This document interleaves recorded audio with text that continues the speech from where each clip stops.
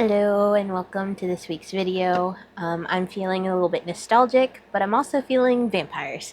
So I'm going to combine those two. And this week I want to focus on some of the nostalgic vampire books that I have.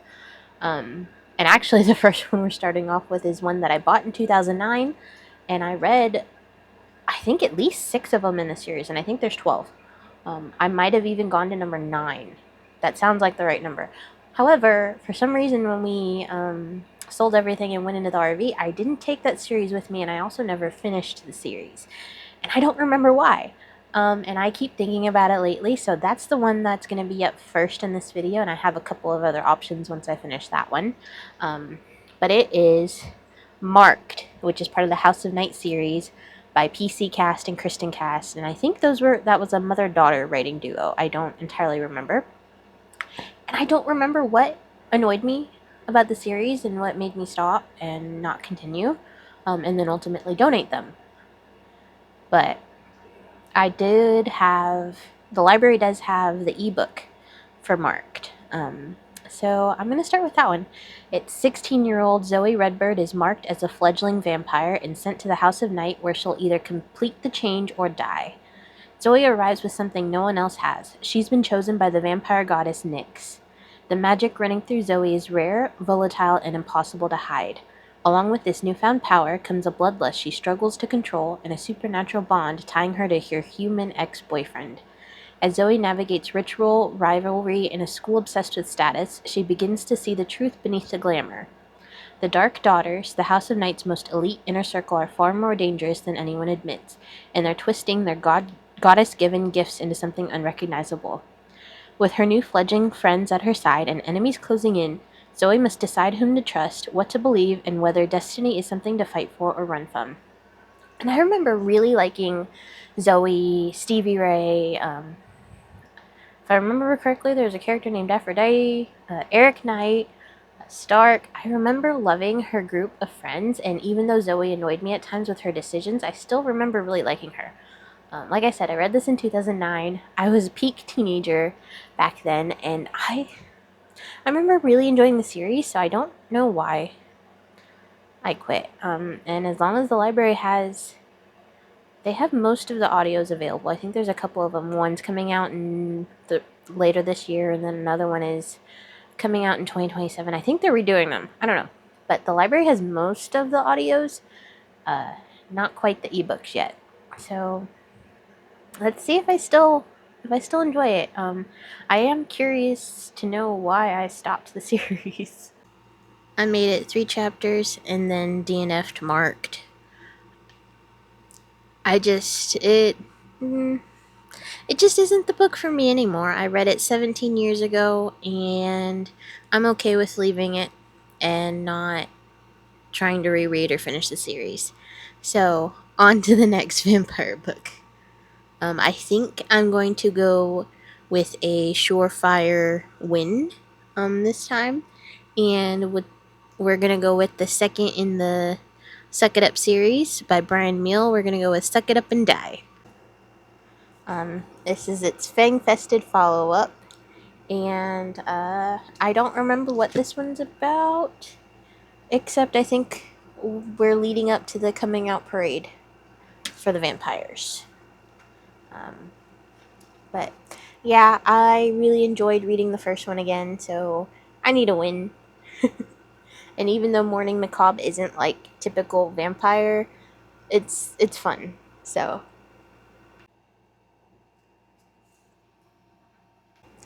dear reader, have you ever wished vampires would lighten up?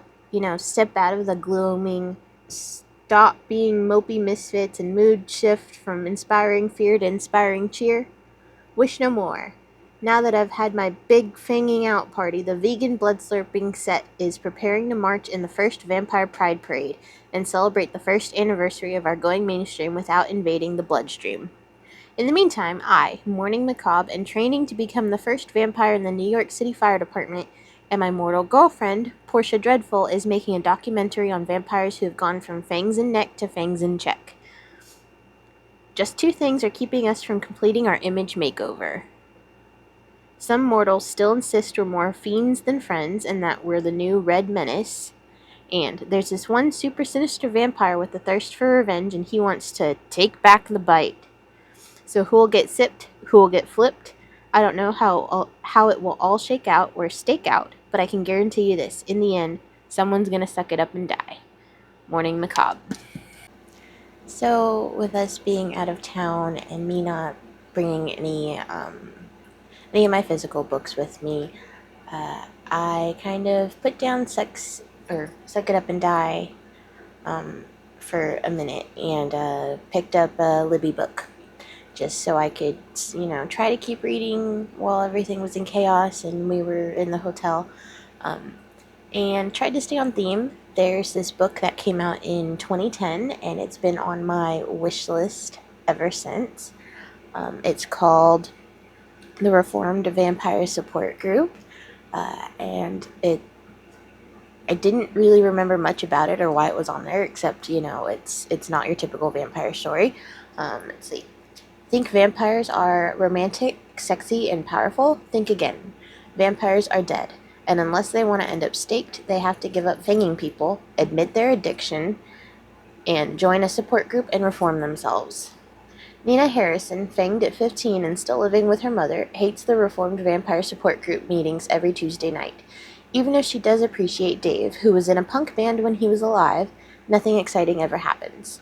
That is, until one of group members is mysteriously destroyed by a silver bullet. With Nina determined to prove that vamps aren't useless or weak, and Dave, secretly in love with Nina, at the helm, the misfit vampires soon band together to track down the hunter, save a werewolf, and keep the world safe from the likes of themselves. And it's described as a misfit comedy of errors. And I needed a fun, lighthearted distraction. And so far, it's really cute. I'm over 20%. It's reading really fast. And yeah, I'm enjoying it. Back home now, and it's still, I don't really want to get into my other vampire books just yet. I'm having a good time with this. So I think I'm gonna try to finish the Reformed Vampire Support Group soon so I can get that library book returned and then pick back up, Suck It Up and Die. But quick little intermission, and yeah, I'm enjoying it. I think I really enjoy the not your typical vampire story, where, they're not just like strong, buff, Amazonian, hot hunk models that, have all these powers. They try to be a little more human, even though they're not human. And, they have issues. So, yeah, I'm having fun. I'm liking the characters. I'm liking the group dynamic so far. And even though Nina is literally stuck at 15, she doesn't age past 15 anymore, but she's been there since the 70s. So she's actually a lot older than 15, and she's annoyed that the other vampires in the group still treat her as a child because she looks so young. And so she's trying to break free of that mold and trying her best not to actually think like a true vampire and hide away. And I'm enjoying it. It's a good time. It's fun. It's lighthearted. It's a great distraction. So I finished the Reformed Vampire Support Group, and it was the distraction I needed. I ended up really enjoying it. It was such an easy read. Not even the little typos or editing errors bothered me because it was fun. I liked the cast of characters. I will say that the cast of characters is a little bit big for the story. I feel like there were more characters than needed to be there. For instance, like George, Gladys, and Bridget all could have been rolled up into one character, and I don't think it would have made a difference to the story, especially since they really weren't featured too heavily in it. So I think it would have done well to have a smaller cast of characters. However, I still really enjoyed the story, and I appreciated that there was a hint of romance in it, but it wasn't all about the romance. Because I love romance, I would have liked if there was a little bit more, but also I'm not taking away any points for the romance that was in it. I thought it was cute, it was sweet, it was a good book. But now I'm back to reading Suck It Up and Die, for the vampire book. And once again, the theme of not your stereotypical vampires is strong. So, I'm only like 1 or 2 chapters in. I'm on chapter 4. So, but I'm ready. I'm home now and I'm ready to get back into it.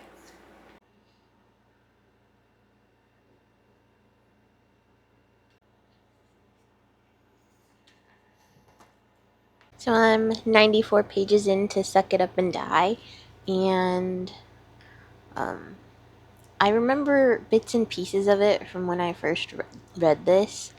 Like, I remember there's one character that I'm pretty sure is the bad guy, and it opens up, I think, a year later from the events of the last novel, and they're gearing up for the first Vampire Pride Parade. But what happens is now, after the vampires are out, they no longer have rights. Basically, America stripped the vampires of their rights, and now they're lobbying to get the Vampire Rights Act instated so that, vampires can marry, vampires can own businesses, that kind of thing. Because right now, none of them have rights. And it follows Morning Macabre still. There are a couple of new characters, but a lot of the old ones. And overall, it's just okay. I'm not as invested in it as I was the first one, and so far it's not as endearingly funny as it was, as the first one was. But the chapters are really short, really fast, easy to get through, so that's how that's going.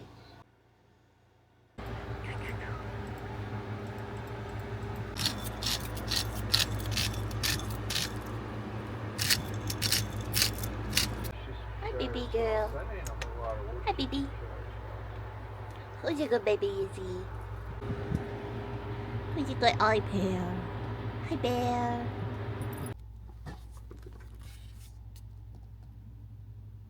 So, the 50% mark dropped a twist that I'd forgotten about and completely reinvested me into the story. I did end up tearing up at the end, and overall, I actually do enjoy it. The latter half definitely bumped it back up, and it went really fast. I finished this in one day. Um, once I started today, I just sat down and finished the rest of it, and it was a really easy read. I enjoyed it. I am gonna keep it on my shelves. But next, for the nostalgic vampires, we've got Kristen Miller, Intervamption. It's the first in a series. I don't know how many there are. The rest aren't really available at my library, but who knows? I read a couple of chapters so far, but I was looking at this, and apparently I read up to chapter 19 in my college years, because that's a flyer from Waco, and just never finished it, I guess. I don't know. I don't really know what it's about, other than there's vampires and there's shifters, which they call Theron, I guess. They're not your typical werewolves. They can shift into other people, other things, and this kind of outcast shifter is tasked with. They just got to the point in the first couple of chapters where he is ordered to infiltrate the vampires for some information.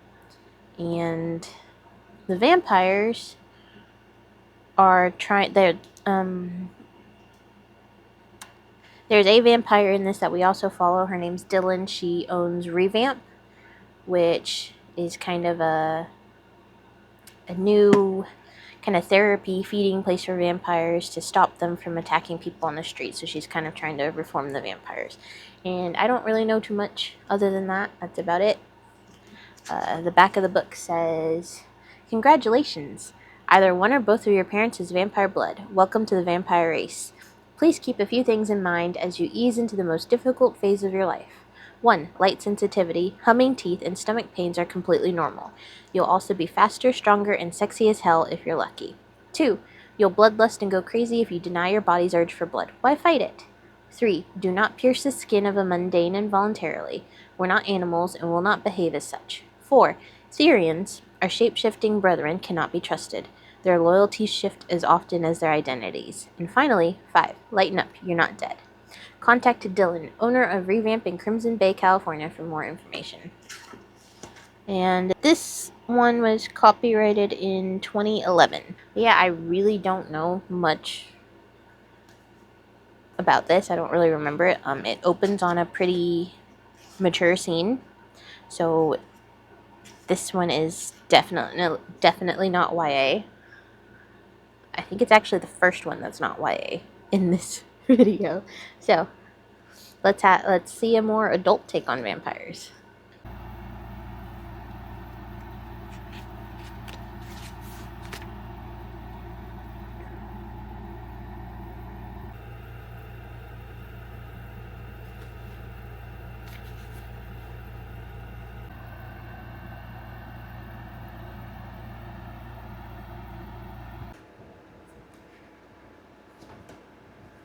I am over halfway through this now, and it's reading really fast. I'm really intrigued with the plot. So there's quite a few characters. It's not really told through any one POV. You kind of bounce around, third person, and all of the characters are connected in some way, shape, or form. And unbeknownst to the others, they're kind of all looking for the same thing. And so we as the audience know it's kind of a race to see who gets to that thing first, and who finds it first, and who solves the mystery. And I'm just really intrigued overall because, as you know, there's a war between the shifters and the vampires, but both sides are kind of skewing things and setting things up so it's not really everything that they seem to be. And it's just the whole thing. It's intriguing. Vampires. I've always loved vampires, and I like the dynamics between vampires and shifters when it's done right. And so far, this is really it's an easy read. It's enjoyable, and like I got through half of this book in an afternoon like it was cake. It's really easy to just keep going. So I'm intrigued, and I'm having a good time.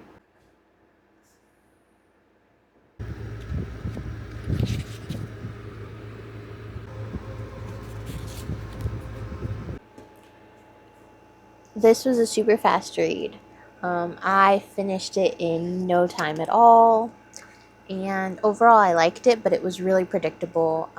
Me being an avid reader, I could pretty much pick out all of the twists and the reveals right off the bat, but it was like popcorn. I kept going, and that didn't really deter from my enjoyment of it, but it didn't make me love the story. But I mean, this came out in 2011. This is all about the nostalgia here, and I like what it did with vampires and shifters. I thought the shapeshifters only having a certain amount of shifts, but no one knowing what that number is. I thought that was interesting. I thought it added a nice kind of element that was risky. But yeah, it was a good story. I didn't love it though, and it's not enough for me to want to track down the other two in the series. The second one, I do believe Slade and Dylan are in the second one, but they kind of take a back burner. The romance is more focused on a different couple in the second one, and then the third one follows people that I don't know who they are yet. So I don't think I'm into that aspect of it, and I don't think I like this enough to keep it on my shelves. So this is going in my donate pile. But overall, I've really enjoyed reading all these different takes of vampires. I love vampires. I have always loved vampires, and it was fun getting back to that nostalgia of my teenage years and growing up and reading about the young vampires that I loved way back when. And I enjoyed it, and I have a feeling that I'm not going to be done with vampires anytime soon. But thanks for watching, and I'll see you next week.